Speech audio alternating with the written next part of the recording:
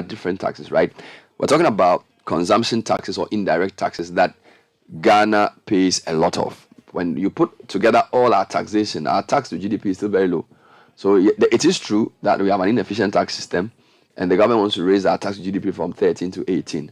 But the question is, at this time that people have taken very, very, I mean, the Ghanaian taxpayer is almost subsidizing the government, because most of look at the domestic debt exchange, right? So I'm saying that, yes, we have to find ways of raising more tax. Generally, tax is what used to build a nation, but you need to look at the time. Businesses are collapsing and people don't have work. Look, there's even a theory where you keep businesses running so they can keep people jobs, keep them as a going concern, because when the company collapses, people lose their jobs. But here it's almost like government with the Nikanti. They are stressing you, pay, and they are introducing more taxes. For a government that said they were going to take us from taxation to production, that's more than 180-degree turn. So I just don't agree with this attempt to railroad people into approving this thing on the basis that if you don't do it, the economy. I interviewed Information Minister yesterday, and I don't think I was necessarily convinced by the arguments that were made. No, but Sky, when you looked at the reports of the committee on all the upcoming taxes, and they seemed to be in agreement that this is agreed. Yes, in all cases, they believe that the taxes should be approved and that the House should act accordingly, because it would save the economy. It would create room for us to wriggle and be able to get out of the difficulties we find ourselves in. For instance, if you go to the one of the controversial ones, which is the report on the Growth and Sustainability Levy Bill. If you go to that report, which the fiscal impact, if you go to paragraph 6.3, the estimated revenue from the levy for 2023 is approximately 2,216 million Ghana cedis, according to the report. Now, the rate of the levy is subject to review by the minister responsible for finance through regulations. Of course, they have proposed some amendments to it, but the committee goes on to say that the committee recommends to the House to pass the Growth and Sustainability Levy Bill 2022 into law, subject to the amendments proposed. So basically, that is just one of them. In fact, if you go to the background, this is the interesting part, and this is where I guess perhaps we have to actually take note of what the Zambian president is saying. The background of the whole thing is stated in the report. Paragraph 3 of the report says, the coronavirus disease pandemic 2019 led to a significant reduction in revenues and increased expenditure enormously. Now, the double jeopardy when they audited the COVID report, you said the audit report is wrong. How do you proceed to now ask us to pay for expenditures that you don't want properly audited? And Bernard, I just showed you the receipt that I took from yesterday's. You are paying COVID levy. Yes, I'm paying COVID levy. Yep.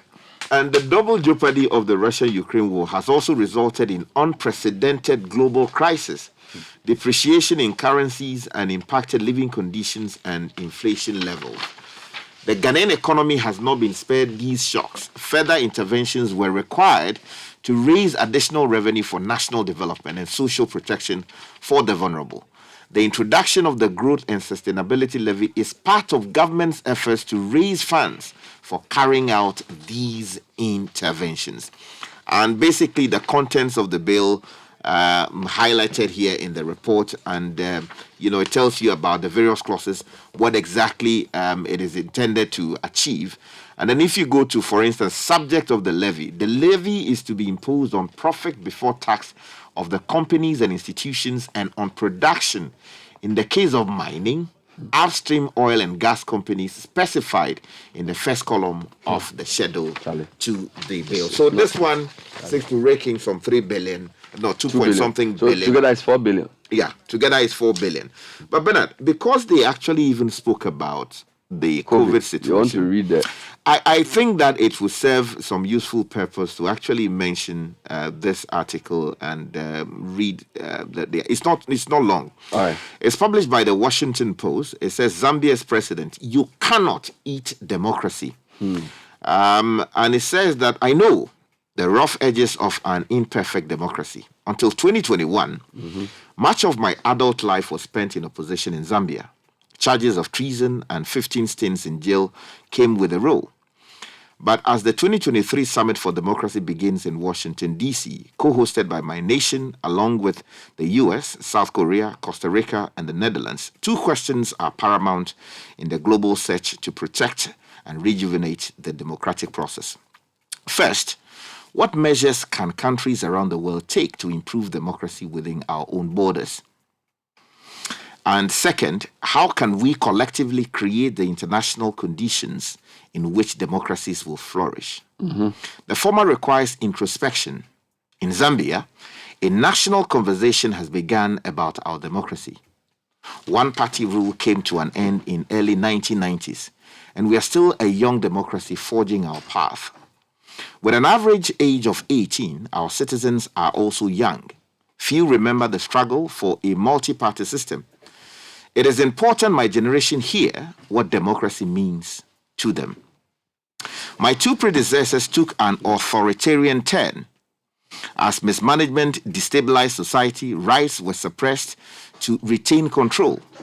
Across the nation, dissent was quashed and protests dispersed. Dissent, actually, sorry.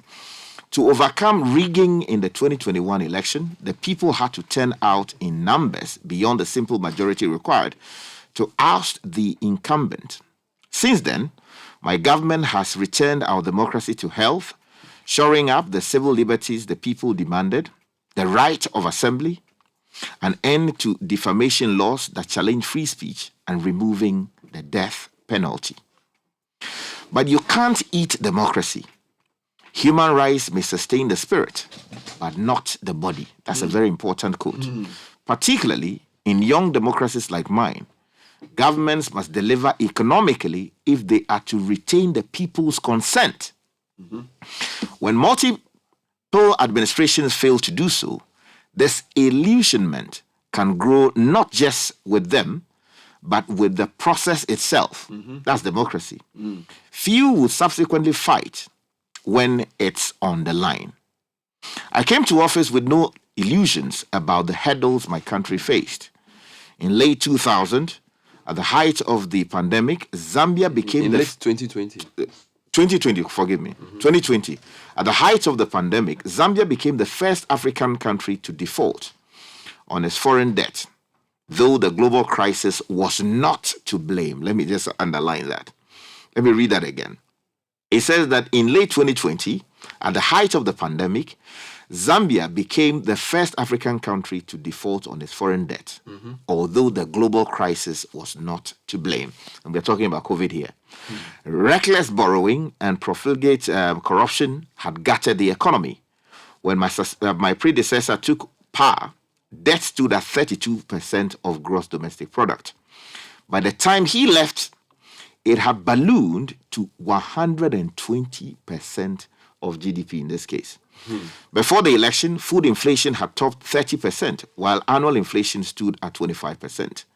More than 40% of adults could afford only one meal a day. Panicked because the people would not take such deprivation any longer, the former president went into pork barrel overdrive, exacerbating the debt crisis. After the election, there was initial progress to restructure Zambia's debt and return to the path of stability. Talks have since dragged on. The International Monetary Fund says the impasse poses a threat to the economy.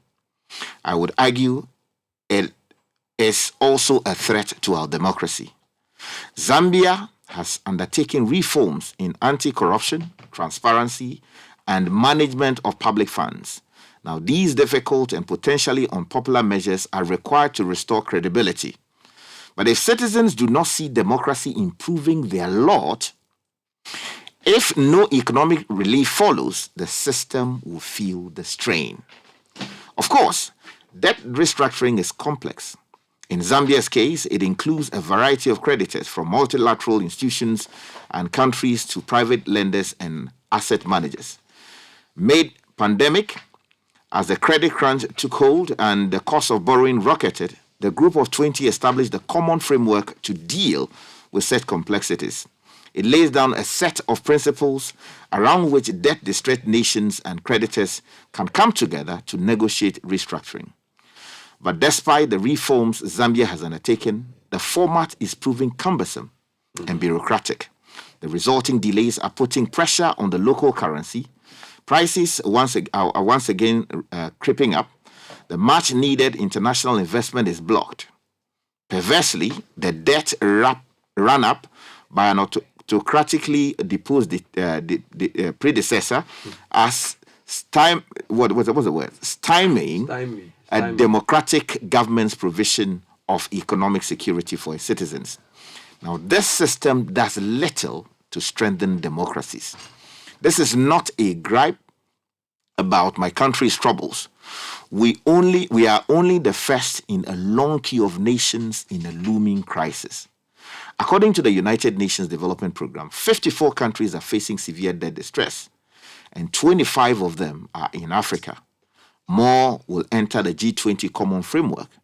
A swift and comprehensive mechanism is required to replace today's ad hoc, slow and messy process.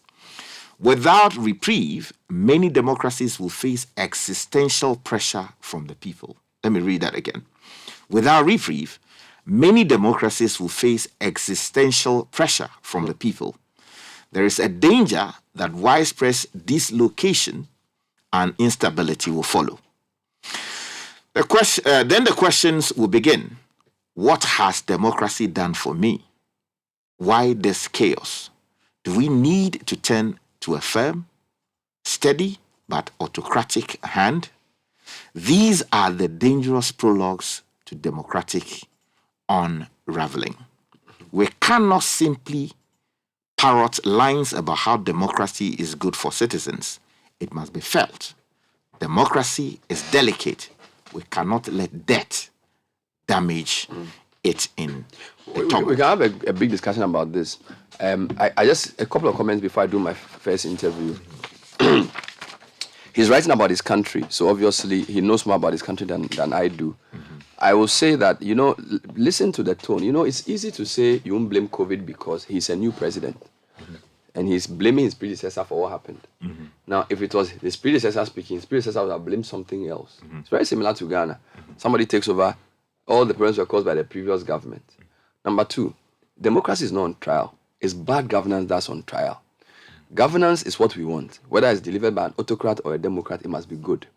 So the fact that Zambia has changed president and they are being badly governed, or they were badly governed for many years, does not necessarily mean that citizens will be tired of democracy. The problem is that whether Democrats or autocrats, if people don't govern well and the economy doesn't go well, people get tired. So I just wanted to give those two qualifications. Now let's talk to Dr. Ali Nachia, who's a tax expert on the 3 tax proposals and the way they will pan out in terms of effects on businesses. Doc, thanks for joining us. Good morning.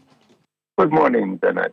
I read a post from you when the budget was released, which touched on some of the hints that the 3 taxes were going to be passed. You did some profound initial analysis, but now that the full documents are out, let's take them one by one briefly.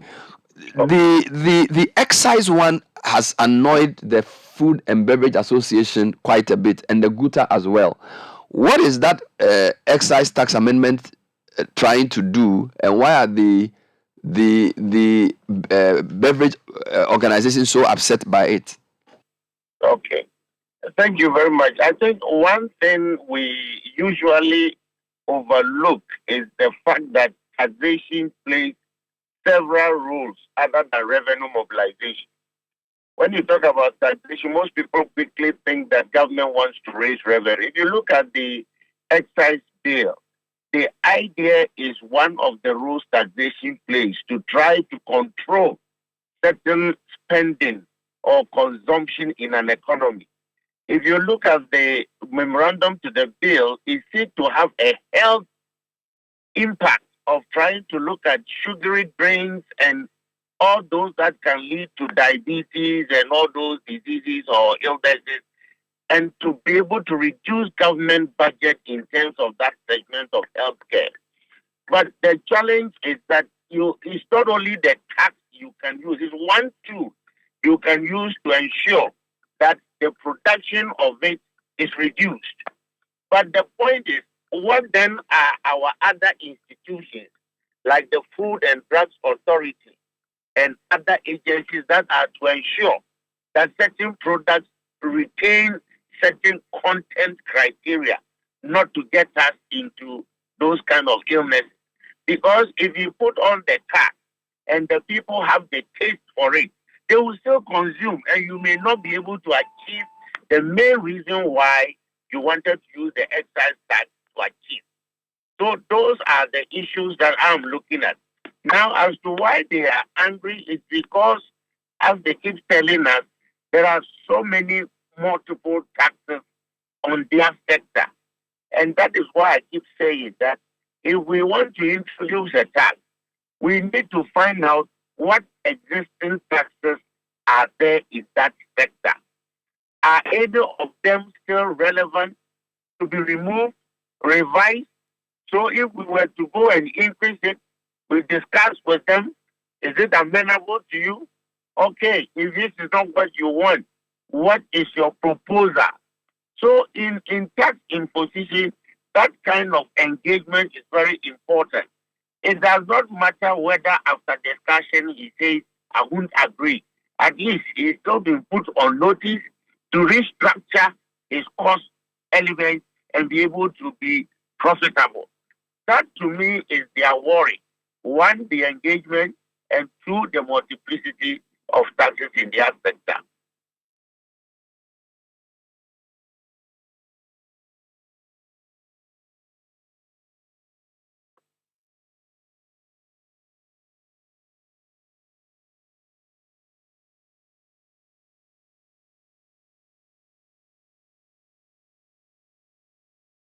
Hello, can you hear me?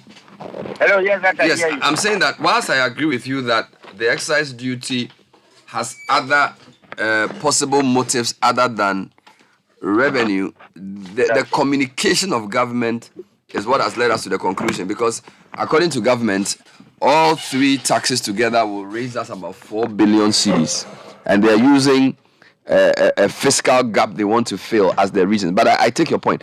My other question has to do with the growth and sustainability levy. Yeah. That one, again, it used to cover only 9 categories of companies. They've extended it to 15. That's the 5% profit before tax. They are now charging 2.5% profit before tax for all other companies, and then 1% of production for mining companies and oil and gas upstream sector. Again, I feel the tax is a misnomer, because if you are taxing companies, that cannot be a growth levy, because when you tax people, you are suppressing growth, right? So, Yes. and again, the Guta and the AGI have kicked against this tax, and they say it's going to make businesses who are already suffering. Yeah. In fact, John Awuni told me that a lot of them are closing, and they'll lay people off because this profit before tax is going to really harm them. My question is, as a tax analyst, do you think Parliament should do a tax incidence analysis before they approve these taxes? Because when I look through the memorandum, all I see is correction of grammar, correction of tenses and things. I don't really see analysis saying that this tax will affect this sector this way. I don't see any of that. So I don't know what you think. Yes, I agree with you. I think that the tax incidence analysis should have been done even before thinking of whether it is the appropriate way to introduce any such tax. Because as you keep hearing from all reviewers of this growth and sustainability levy, it happens to be in existence and be rechristened and repackaged National Fiscal Stabilization Levy and what have you. Now, let's remember when it started way back under, I think, introduced by Honorable Osama Fudu, it was to stay for 2 years. It was actually Dufour, I think. Come again? I think it was Kwabena Dufour's time, 2009. No, it started with Honorable Osama. Oh, before then he also okay.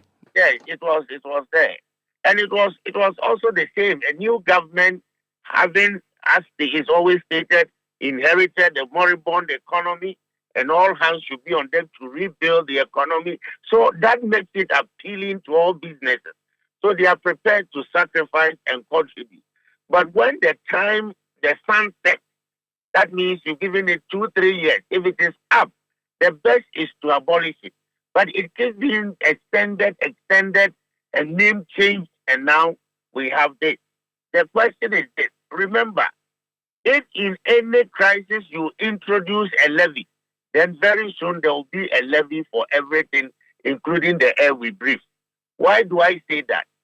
COVID came, we introduced COVID Health Recovery Levy 1%. We're okay because we are prepared to help government to resolve a crisis. In financial sector, now comes, we have the financial sector stabilization levy on banks, and they are paying. Then we come again. So if you are even to bring in such a levy, a lot of existing levies need therefore to be repealed.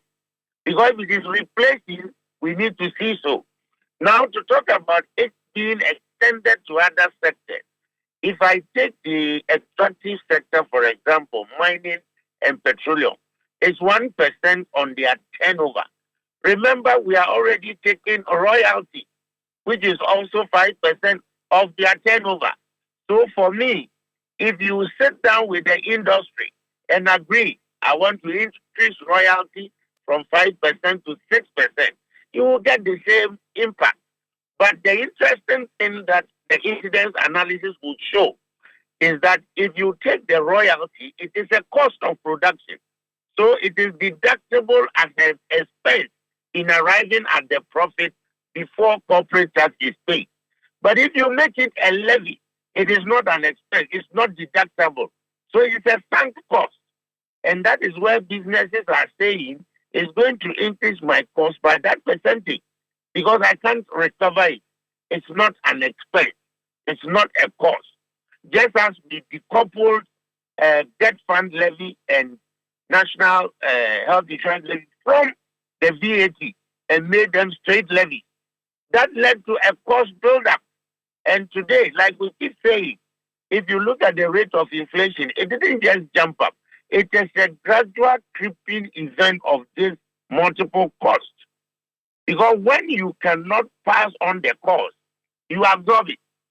Which is why another segment of Guta is saying, fine, if you don't listen and you bring it on board, we are going to absorb it. And how do they do that? When you can't pass it on to the price, you pass it backwards, which means you cut down on employment, cut down on inputs, and therefore you downsize. And that would hit the economy backwards because unemployment would have to increase. People who supply certain inputs will not get consumption because businesses don't require it any longer. And these are the ripple effects that I think the incidence analysis you are talking about works. Because I think that if it's about meeting a target GDP ratio or trying to show that we can create fiscal space so that IMF will realize that yes, we can bite the bullet, then one, we need to look at one, expenditure management cutback, and also being effective and efficient in even the existing revenue mobilization measures. Because for 3 years, 2020, 2021, 2022, the GRA, including COVID years, exceeded target. It means there is something they are doing right and need the support and the push to block all leakages, block loopholes, and then we can mobilize and see what we can raise. But if we keep bringing on taxes, it creates on the existing taxpayers who are compliant. The burden increases, and that is tax deepening. You are not widening your tax net when you introduce taxes. You widen your tax net when those who were either to not pay are made to pay. For example, they had exemption. We sit down with them, we say, look, our economy is in crisis. Can we take back our exemption for the next 2 years? And when things are okay, we give it back to you. It is about bringing everybody on the table, like we did on debt restructuring, the bond restructuring. We need to do the same for all facets of the economy where our tax revenue gets locked up. Tax exemption, tax holidays. Can we sit around the table and say, look, let's take it off for a year or two. Let me mobilize, rebuild the economy, and then we all move on. Because if you're enjoying all these incentives and the economy is not strong, you will not be able to also grow. When they talk about growth and sustainability, it's two ways. For government to also grow and sustain itself, and you, the business, too, when I get the resources, I'll create the enabling environment to sustain you so you continue growing. But the issue is about the consultation, getting the people to sit around the table and agree, and then we all move on, rather than just throwing it at them and they just don't know how to go about it again. Well, thank you for your insights, Dr. Adli Nachia. Thank you so much for talking to us, giving some important insights into the 3 new taxes, possible consequences, and what must be done. You know, when it comes to where we are with our economy and what the government has done with it and the plans that they have, I think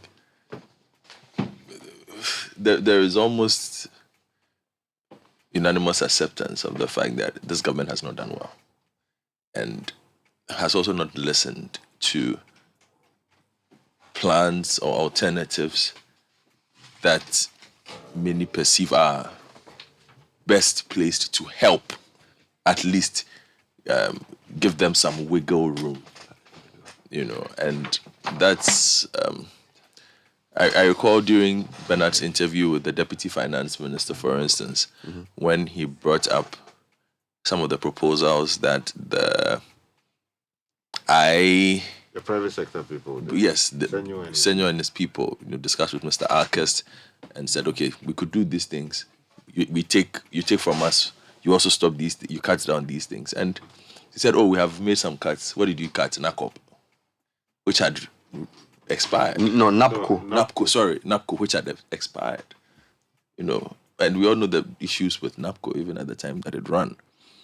So we still have not yet seen the commitment to a profound austerity measure from the government side of things. And it's pretty disappointing, and it's the impact of it is almost you struggle for words, but here we are. By Monday, if things go their way, and it's likely to go their way, we'll be saddled with all kinds of things to pay. More taxes to pay. Meanwhile, like Bernard said, they have not shown they are efficient allocator of resources. They're not efficient spenders as well. We spent 28 million Ghana cedis buying seedlings that we have been paid for. If you think about some of the things that money has been spent on, and it's not as if there's a determination to make sure that these gaps are closed. Okay, that would even be acceptable to people. But it's business as usual. And in some cases, it's we don't even want to listen to you anymore. So this is our path, we'll take it. So there's almost like a checking out of the reality of a lot of people to their reality and what they want to do with it. And recently I've heard this attempt to justify, to create an impression that, even some of the cuts, they don't really matter. Like, you say deputy ministers are too many. How much do we earn? So I heard one former deputy minister say, somewhere that, my fuel allowance was just 1,400 Ghana cedis. If we take that away, what will it do to the economy? Then you forget that, okay, there are X number of deputy ministers. Multiply that by 4 years. You add ministers. You add this one. You add that one. Then you start seeing the real amount. of those things. Then you forget that there are other allowances, rent, this, that. All those things come in. Then you multiply. You know, so, to add to it, see, for me, the challenge is that the arguments are the same. E-levy, if you don't do it, country will die. He said it's better to go for e-levy than to go to IMF for coins. We went for e-levy. They said, oh, the e-levy crowd, the minority didn't pass it the way we wanted, so it's their fault. So the e-levy didn't generate. Okay. The message has changed. It's time to all share. We all have to pay. Mark-to-market loss we took. Now they said they will extend the tenor. They will reduce the interest. We all accepted. DDEP has come and gone. Now you are bringing tax. So everything you want to do, you count it some way, go up and around. I'm saying, no, you can't keep doing that. It's like they want to blackmail you into agreeing. So if we don't do our own, do you get me? You've paid the e-levy. You've done the domestic exchange. Why do you want to increase tax again? I mean, why you've already increased taxes? VAT is gone up. It's effectively 15% plus the NHIL and the gift. Almost 22% of everything you consume. You know, the statutories, income tax. You know, and then the worst part, you'll be there. They'll come and say they are doing auditing again. Like they will come and say, oh, we are auditing for the past 5 years, so you owe 1 million. Charlie, you know, and I'll say this: an economy without businesses can't do anything. We can all apply for government work. The people who are keeping this economy running are private sector people who've started their companies. If we all go and join the queue to become teachers or doctors working for government, then we will not have. So somebody's trying to do something to get land to do business. You have to pay land gas 10, 4, 5 times. You know, the police system is just some way. Building materials are through the roof. Artisans are not serious. You do all that to put up something, to start a business. Then the guy will stand in front of you and be taxing you and increasing the tax every day. Jamie, you are employing citizens, so you are creating value. You are not doing galamsey. You are not doing online fraud. You are trying to manufacture water and give to Ghanaians to drink. Then every day they make it look like you are the one who's wrong. Every day police on things. I mean, you know, you can't do that. Meanwhile, your whole posture, you won't listen to anybody. You will not accept correction. You get me? Then we are not fools. You know, we are not. It's wrong. You are, and people are leaving. Listen to Akwesi Ajay. Akwesi Ajay went to Look, Palermo. Sky, this is 2023. There are people who don't want to come back. They will go at the least opportunity, go and do some masters. They are just leaving the whole system. It's not working. You know, and you see, the reason I'm skeptical about the Zambia guy's letter is Africa is very easy. When you come to power, you blame everything on the guy who you took over from. That's what he's doing. It's like, oh, there's an autocrat. I've been in prison for 15 years and I'm doing this. I've restored this. No, let an independent activist tell me the situation in Zambia, not the president. He said, he has restored people's civil liberties, but the guy who was there, he overspent. Isn't that the same thing we do in Ghana? So how come we are in the same soup? So I'm not impressed with his letter. It took them so long to even get an IMF deal, and they have not even finished their debt restructuring. So I'm not impressed. African leaders need to learn to be loyal to their citizens, and we need to govern better. You know, blaming opposition, blaming COVID, blaming Ukraine, blaming everybody but yourself. Make lofty promises. You can't deliver. And it's all about election cycles. Let's go and vote. No, let's sit down and think about ourselves and say, how come every 4 years we are at IMF? Don't we go to the same schools as the IMF economists? So how come we don't even run one economy? You know, it's bad leadership. Let's not give it any technical name and make it sound like some fiscal rigidity, something. It's bad leadership. Fiscal rigidity, debt distraction, what? We are not leading properly, and we are praising ourselves. That's why we are suffering. So media, I am against the taxes on principle. Unfortunately, we don't know what NDC will do, because NDC themselves they are not serious. That's my point. Because let me just understand. Like, where is their I hope? Okay, think about it. You say the government should cut down its size, so you sent out a letter to your MPs that they should not vote for and I disagree with that. I felt that, apart from the symbolic value, fine, they did what they would do. But this is more serious. These are taxes that businesses are paying. We are the guys, just that you are saying they shouldn't use money they don't have to pay 6 more ministers. But they are charging taxes on all the companies in Ghana. Which one is more serious? 6 ministers coming. Do you understand? You strain at a gnat and swallow a camel. That's what you are doing. Because you are saying for populist reasons, don't approve the ministers. Okay, now let's talk about effects. 15 groups of companies are going to be affected by 5% profit before tax. All mining companies are paying 1% of turnover. Then all other companies, 2.5% of your gross profit is going to government. Why won't you fight for that? That one day you've kept quiet. Then you gotta tell me that we shouldn't, if somebody is a traitor for voting for a minister, what are you telling me? Like, politicians think we don't think, eh? This one is rather affecting us. They took our money. Where was the NDC when they were taking our money for domestic debt exchange? Why didn't they come and fight for that? You get me? Then we just jump on this political bandwagon and support political parties because it suits our personal interest. I am not having that. Let's be consistent in our advocacy. Look at the company shouting. Listen to Guta. Listen to Fabag. They are the guys who, when your cousin leaves school, where does he go and work? Is it ministry? Isn't he going to look for work at Unilever or Guinness? If or Newmont for that matter, if they close down their company, will your cousin get the job? So this is what we are doing. We are making the business environment difficult, and it's leading to all kinds of challenges. And then the posture of the leadership is not right, and the politicians, they are just fighting in parliament, fighting their petty battles, and then sort of playing with our emotions, and we are also happily, foolishly following them and shouting NDC MPP like we don't look at your country. I'm not going to follow that kind of thing. You call a spade a spade. The government has failed and the opposition hasn't done well. That's the truth. They've mismanaged the economy and the opposition don't have the credibility. They have to get their act together and fight for what Ghanaians want and stop this everyday caucus, whatever they call them. I don't even know the English they use. Caucus something. Oh, Charlie, let's stop that. So I'm just saying, the Zambia president, I'm not impressed because he sounded like a very typical African politician.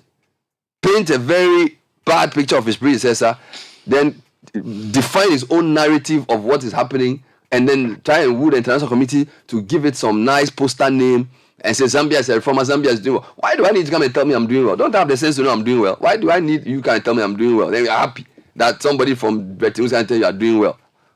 It means if you have low self-esteem, that somebody is going to endorse that you are doing well. You need to tell me I'm doing well. I know I'm not doing well. My citizens are not happy.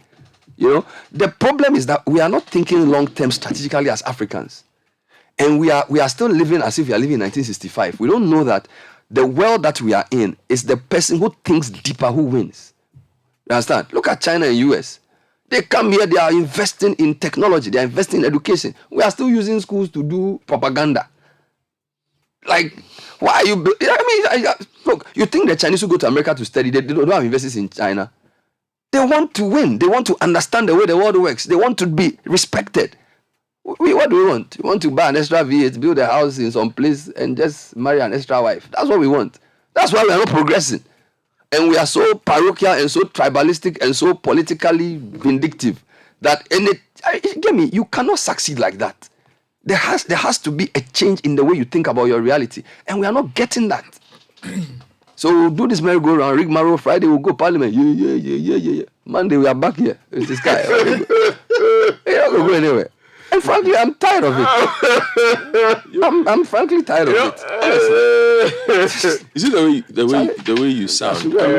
For me, I've expressed the sentiment for a while, which is why I'm not really. That's why you're chilling. Yeah, which I'm not talking much, But you kind of touched on that the day we're having this conversation.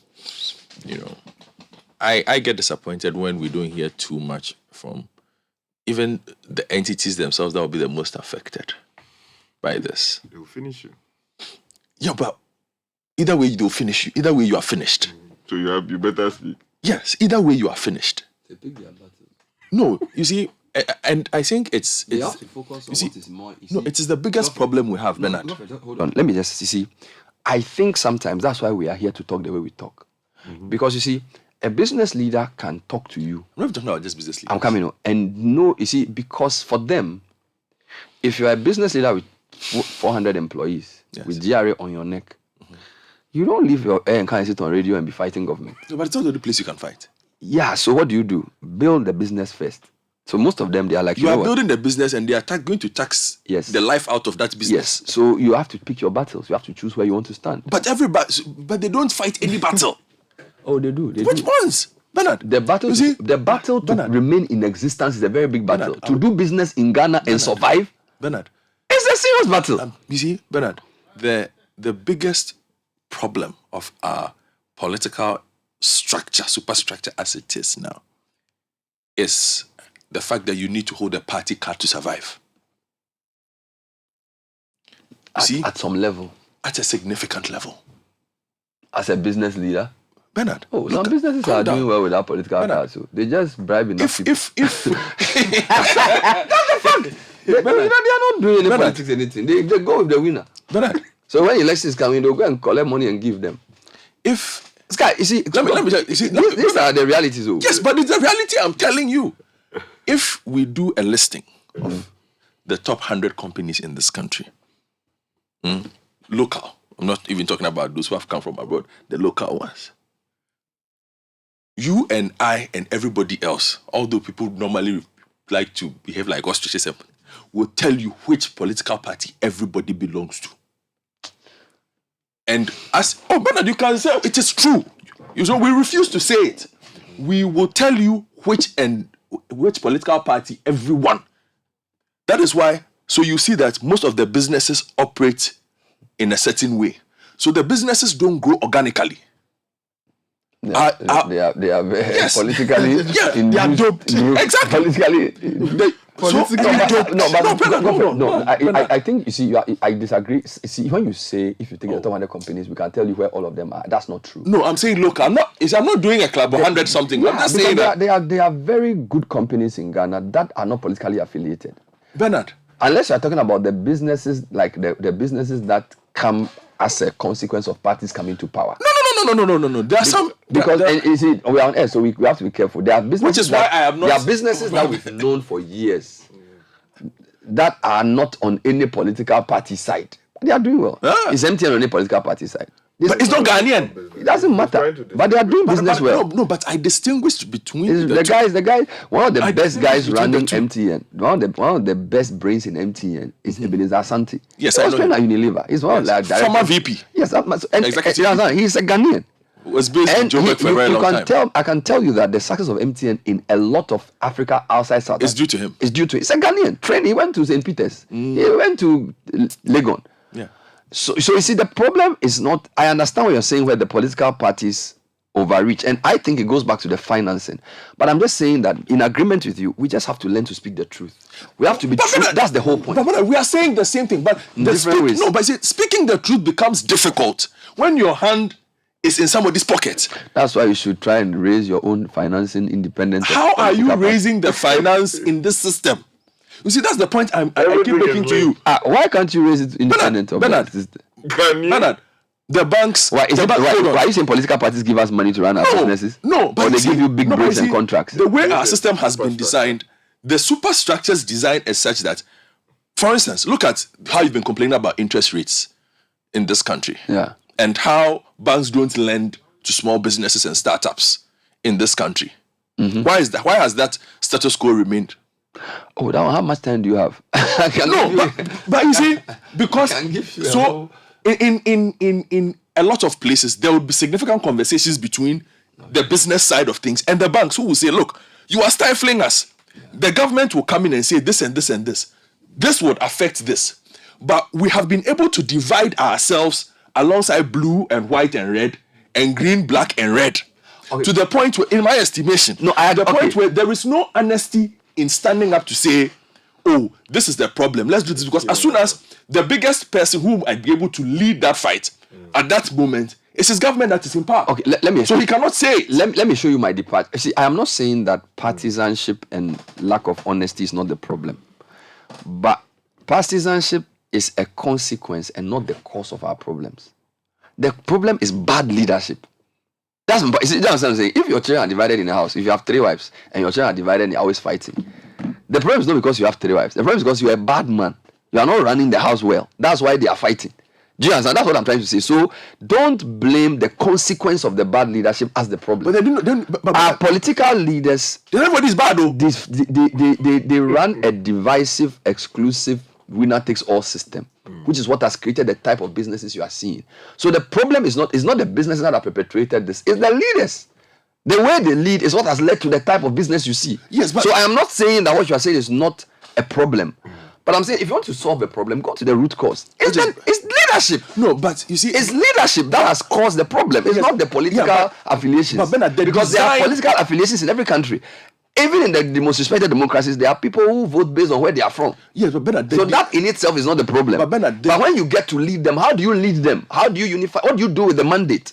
Do you understand? Even if you go to Singapore that we celebrate, why do you think Lee Kuan Yew tried to detribalize the country? Even that he's faced problems. The Malays, the Chinese, and the Indians. Those are the three main groups, right? A lot of the strong feeling that at some point the Malays didn't feel they belonged to the Singapore Union. All right, how did?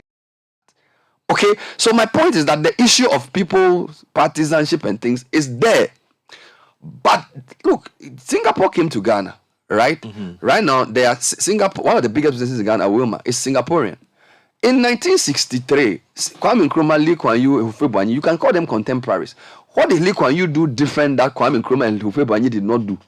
That led to Singapore now bringing one of the biggest businesses in the world to Ghana.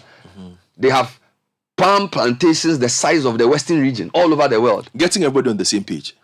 It's leadership. Getting everybody on the same page. It's leadership. Yes, getting everybody on the same page whilst ensuring that even though his party had a dominance and has had a dominance of the system, it has not perpetuated itself in such a way that it is the sole beneficiary.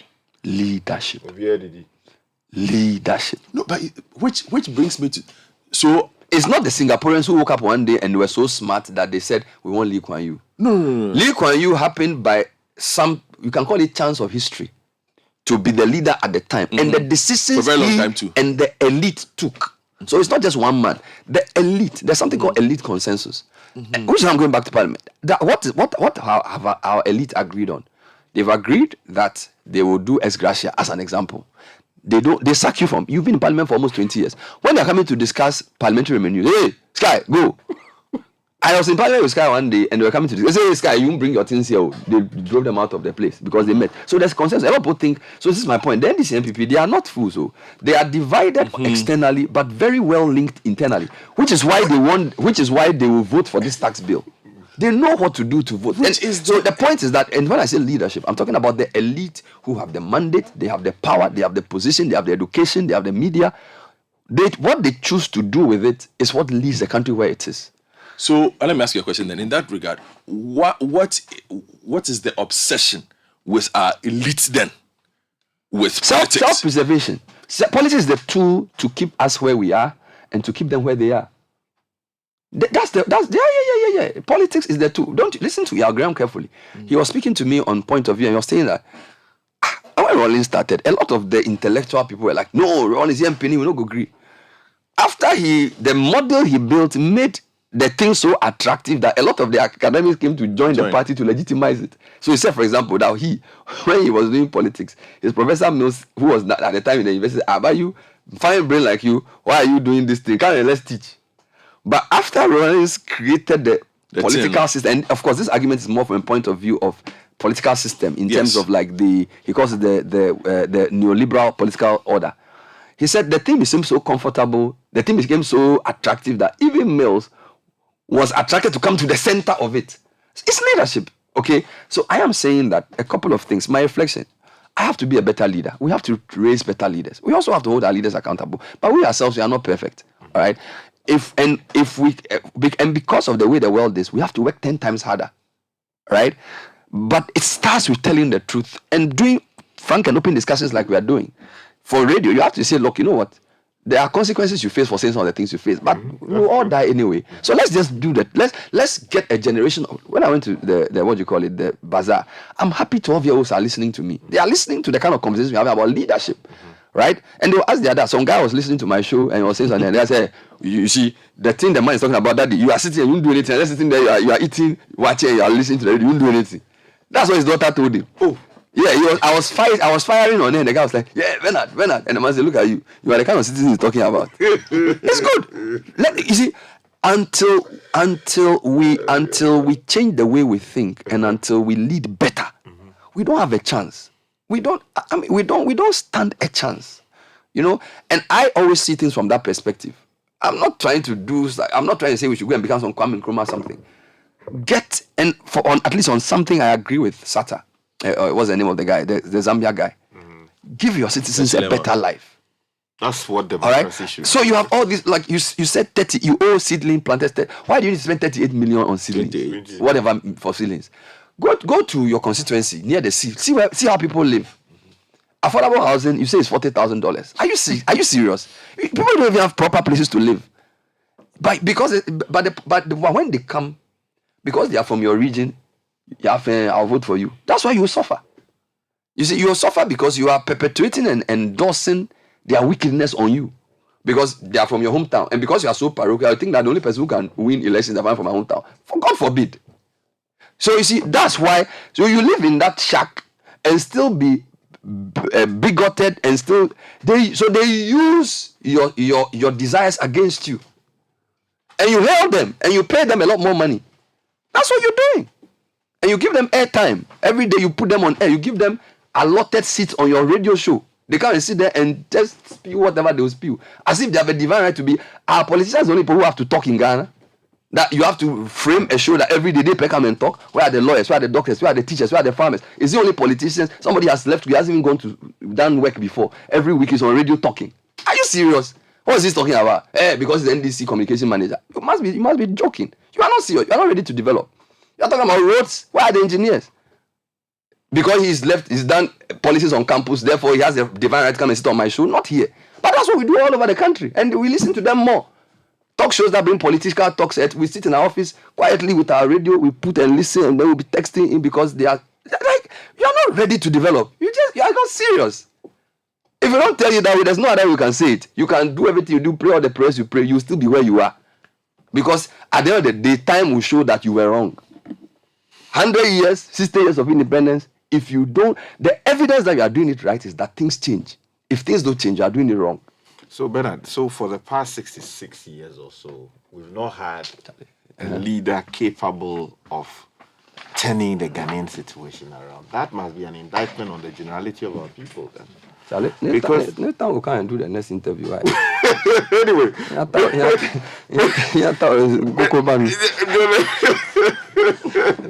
come. You want to invest in the local economy? Yes, I'm going to. Let me just read this one because Kofi Adams is listening and he sent in a text message just to correct an impression. He says the NDC spoke clearly on the DDEP. Will they vote against the taxes? On the current taxes before us, we have equally spoken. But it's not. What have they said? Where's the state? It's not said that.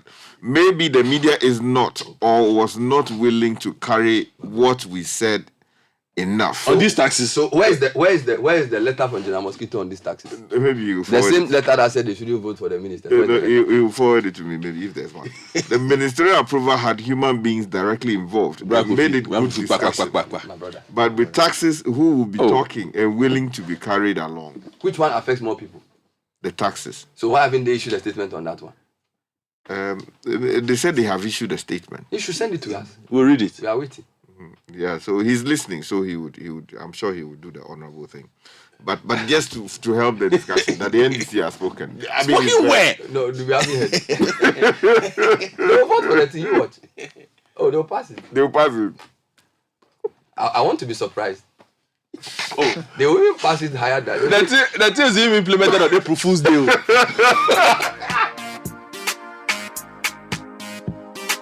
This is the Citi Breakfast Show, the city's biggest conversation.